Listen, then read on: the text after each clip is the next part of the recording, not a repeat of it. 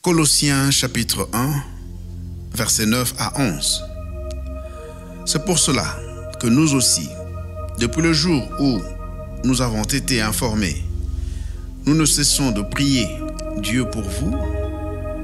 Nous demandons que vous soyez remplis de la connaissance de sa volonté en toute sagesse et intelligence spirituelle, pour marcher d'une manière digne du Seigneur et lui être entièrement agréable, portant des fruits en toutes sortes de bonnes œuvres et croissant par la connaissance de Dieu, fortifié à tous égards par sa puissance glorieuse, en sorte que vous soyez toujours et avec joie, persévérants et patients.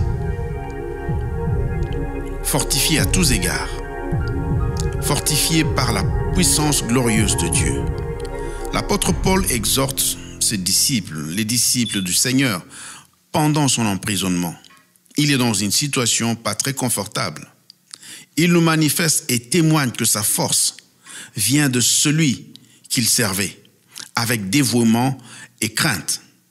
Aucune circonstance ne pouvait ébranler ou entamer sa foi, sa confiance dans le Seigneur.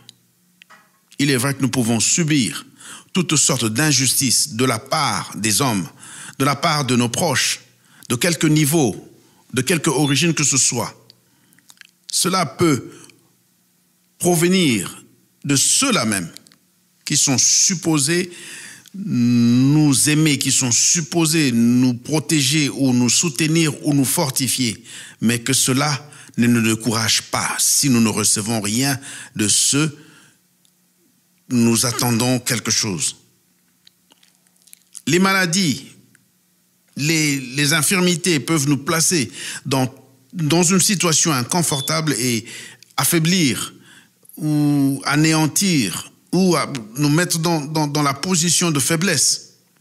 Mais, bien-aimés, ne permettons pas qu'elles affaiblissent notre esprit, qui doit être à tout moment conscient de la source de notre force, qui est Dieu lui-même, et que cette force nous encourage à continuer la marche, coûte que coûte, advienne que pourra. L'apôtre Paul encore, lui, nous exhorte dans Éphésiens chapitre 3, verset 16. Il nous dit que nous soyons puissamment fortifiés par son esprit dans l'homme intérieur.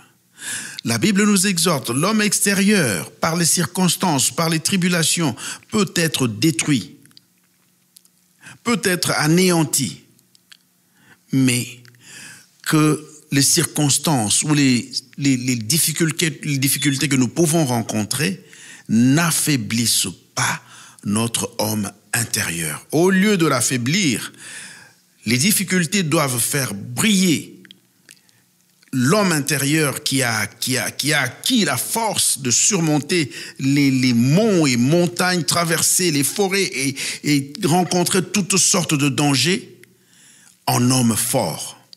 Soyons forts, car nous le sommes par sa puissance glorieuse.